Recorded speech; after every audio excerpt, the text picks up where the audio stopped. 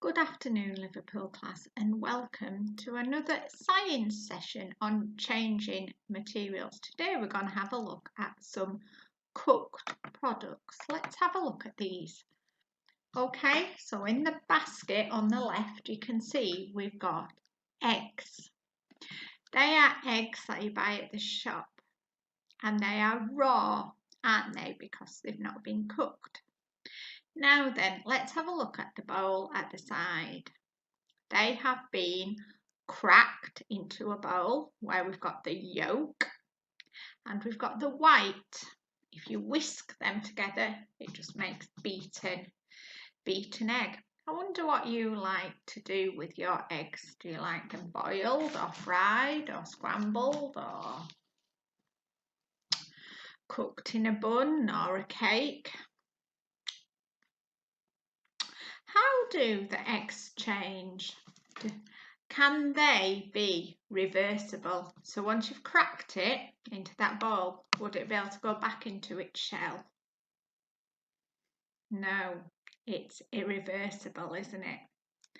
And that's the same once you cook it. Look at these. Now then, I've not got a fried egg on here that you fry in a pan, but I've got some boiled eggs, look, hard boiled at the top, that you can have on a salad or you can chop up and make into a sandwich. The bottom, look, we've got a soft boiled egg where the yolk is still runny, like in the one to the right where it's a poached egg. And then the one at the top is the scrambled egg, isn't it? So all these are ways that eggs change once we cook them. So it's an irreversible material. That means once it's been cooked, it cannot be changed. It's irreversible. It's not versible. Okay, let's have a look at this. So I wondered if you'd be able to create a table. You could even have fried egg on that as well. So what happens? Can you describe the changes? I'll leave that to you to talk about with an adult. And what did we say they are? Are they irreversible or reversible? Remember, irreversible means it cannot go back to its original shape or its original product, like the egg in the shell. Or is it reversible, that it can actually go back to it? Can you remember, like the jelly and the chocolate? It's reversible, isn't it? Because although it's a solid to begin with, it can come a liquid, but then it can go back to being a solid, can't it? I wondered if you wanted to have a go making some buns, maybe. Think about the materials. You put eggs into it, don't you? So it would be beaten eggs that you beat up and then which are raw, then we cook them. So again, the eggs are irreversible, aren't they? And once you've cooked them, you can eat them and you cannot change it around. I wonder if on your buns you wanted to put some icing or some chocolate. We've done chocolate before, haven't we? How it starts off as a liquid. Sorry, how it starts off as a solid and we can melt it into a liquid. Then it sets into a solid, doesn't it, again? Maybe you wanted to use some icing, like they have in that picture, icing sugar. Add it to wash, so it starts off as a powder, doesn't it? A bit like, could be talcum powder, but it's quite dusty, isn't it? It's like a powder. What happens to that when you add water? Okay, thought we'd have a look at some bread too, because bread's a bread. Now then, that's a loaf of bread that's been cooked. Okay, it's been made. But I wonder about toast. So that loaf of bread, we can toast it, can't we? So you can see on the left-hand side, that's a slice of bread. But actually, when we toast it, you can see two levels. There's light brown and dark brown. They both toast. But what's happened to them? What changes have happened to them?